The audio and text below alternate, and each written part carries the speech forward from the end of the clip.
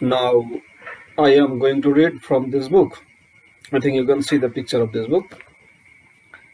This is volume 1. The name of the book is A History of Modern Europe from the Renaissance to the Age of Napoleon, John Merriman, second edition. Once again, have a look of the book. Now I am going to read the introduction of the John Merriman.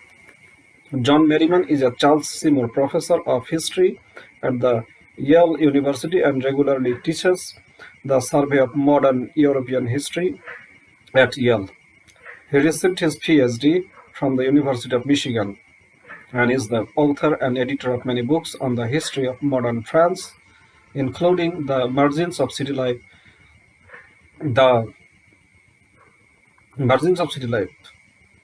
Explorations on the French Urban Frontier, The Red City, Limoges and the French 19th Century, The Agony of the Republic, The Repression of the Left in the Revolutionary France, 1848 to 1851, and most recently The Stones of Balzac, a French village in time. Now I am going to read the preface of this book.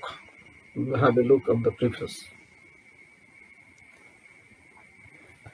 Let's read the preface. With the initiation of a new single currency in most of the member states of the European Union and the planned expansion of that organization, Europe has entered a new and exciting era. The collapse of communism in 1989 to 1990 and the subsequent breakup of the Soviet Union redrew the map of Central and Eastern Europe, leading to the independence of some existing states and the creation of some new ones. The dissolution of the Soviet Union also ended the Cold War, leaving the United States as the world's only superpower, and altering the international relations and the role of Europe in some significant ways. The second edition of this survey of modern European history brings the remarkably rich, dramatic history of Europe up to date.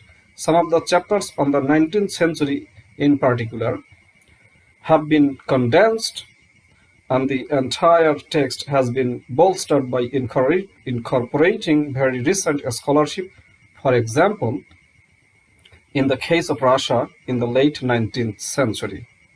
I have also expanded the coverage of the long history of the influence of the Ottoman Empire in Europe and of Eastern Europe and the Balkans in general.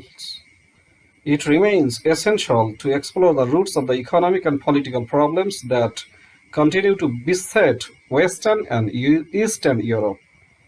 For example, by demonstrating how the simmering ethnic tensions that burst into bloody civil war in Bosnia after the disintegration of Yugoslavia echoed the quarrels that eroded the stately Habsburg monarchy a century earlier. I remain committed to drawing on the exciting studies in the social history of ideas, a process that stands at the intersection of intellectual, social, and cultural history. To take examples from early chapters, the text explains how artistic patronage during the Renaissance and the Golden Age of Dutch culture reveals some of the social foundations of art. Recent studies on the family economy, village and neighborhood life, and the changing structure of work have all enriched this book's account of the transformation of European society from an overwhelmingly peasant society into an increasingly urban and industrial world. The account of the emergence of mass politics in the 19th century draws on recent studies of popular culture and the symbolism and power of language. The second edition of A History of Modern Europe retains a narrative framework with the goals of both analyzing the central themes of the European experience and telling a story. Additionally, the book stresses the dynamics of economic, social, political, and cultural change within that context of the amazing diversity of Europe. The story of the emergence of modern Europe and its influence in the world presents extraordinary characters, whom the text brings to life, presenting portraits of men and women who have played major roles in European history.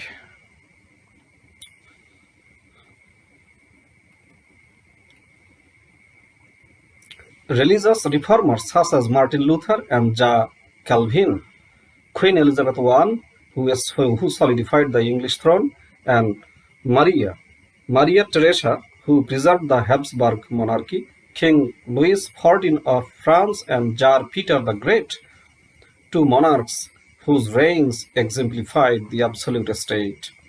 Great thinkers like Kepler and Voltaire, Napoleon, both heir to the French Revolution and despot in the tradition of absolute rulers, and the monstrous Adolf Hitler and Joseph Stalin.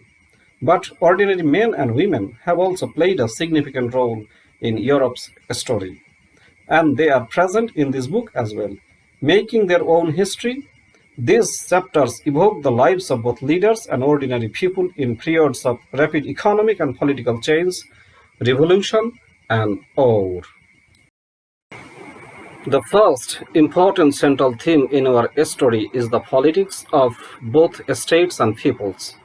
The growth of strong, centralized states helped shape modern Europe. The growth of strong, centralized states helped shape modern Europe. Medieval Europe was a maze of overlapping political and judicial authorities. In 1500, virtually all Europeans defined themselves in terms of family, village, town, neighborhood, and religious solidarities. Dynastic states consolidated and extended their territories while increasing the reach of their effective authority over their own people. Great powers emerged.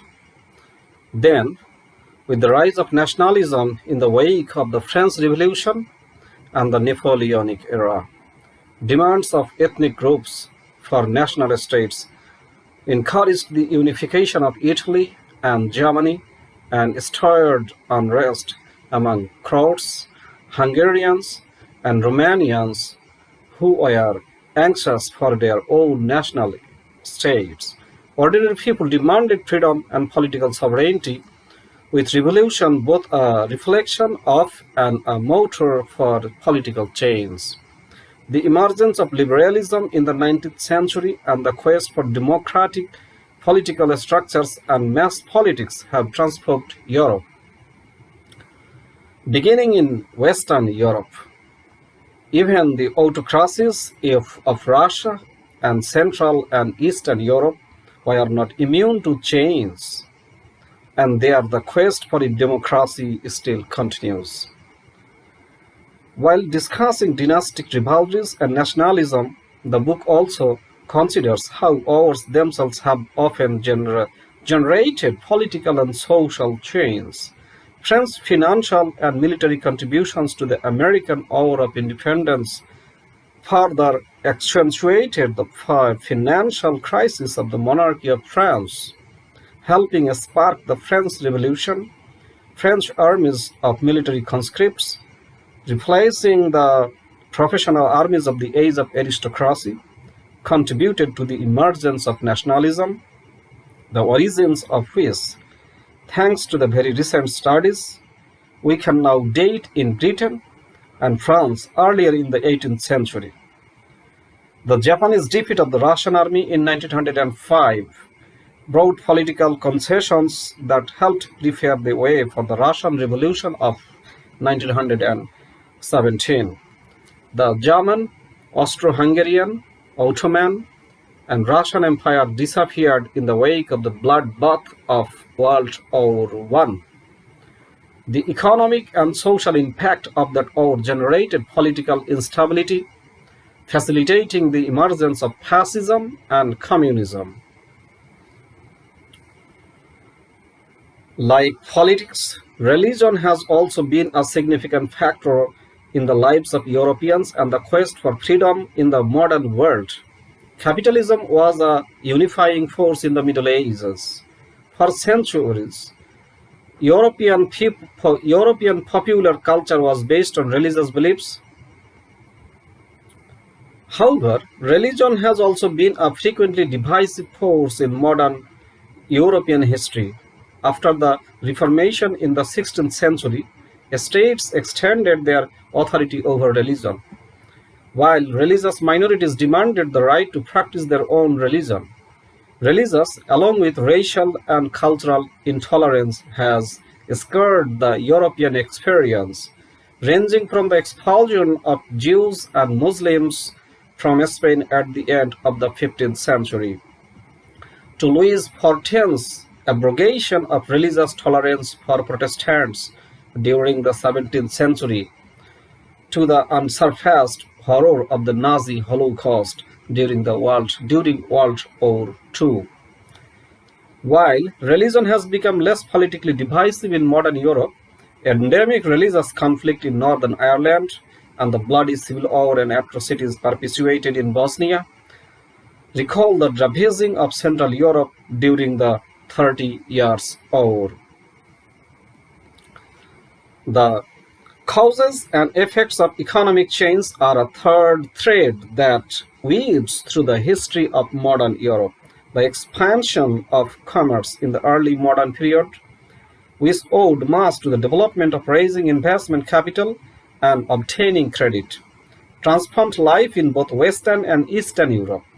The Industrial Revolution, which began in England in the 18th century and spread to continental Europe in the 19th, was related to a rise in population and agricultural production, but also manifested significant continuities with the past and drew in part on technology that had been in place for centuries. It ultimately changed the ways Europeans worked and lived. A fourth major theme that runs through this history is Europe's interaction with the rest of the world. Europe cannot be studied in isolation. I repeat, Europe cannot be studied in isolation. Europeans, to be sure, have learned from Muslim, Asian, and African cultures through commercial contact, conquest, intellectual, religious, and political influence. And finally, decolonization. The European powers and cultures have affected the histories of non-Western peoples. European history remains crucial to understanding the contemporary world. The political, religious, economic, and global concerns that affect Europe and the world today can best be addressed by examining their roots and development. Globalization has carried movement between the continents to new levels. For centuries, Europe sent waves of immigrants to other parts of the world, particularly North and South America. Now the pattern has reversed, and the arrival of millions of migrants from other continents, particularly Africa and Asia, has posed challenges to European states and their inhabitants, frequently generating intolerance. Moreover, the poverty of some of the states of Eastern Europe and the Balkans, the tragedy of the events in Bosnia have increased immigration in Western European countries. Immigrants have added to the religious and cultural complexity of many of European states, and as globalization continues to transform Europe and the world, it becomes even more important and exciting to study the continent's history. This second edition, like the first, seeks to bring the past alive and enhance our understanding of Europe and the world today through our understanding of Europe's fantastically rich history. We still contemplate not only the distressing failures and appalling tragedies of the past, but also the exhilarating triumphs that have been part of the European experience. And that's the end of the preface. Once again, let's have a look of the preface.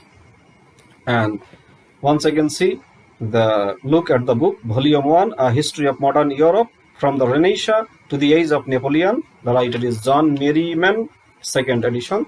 This is the picture of the book.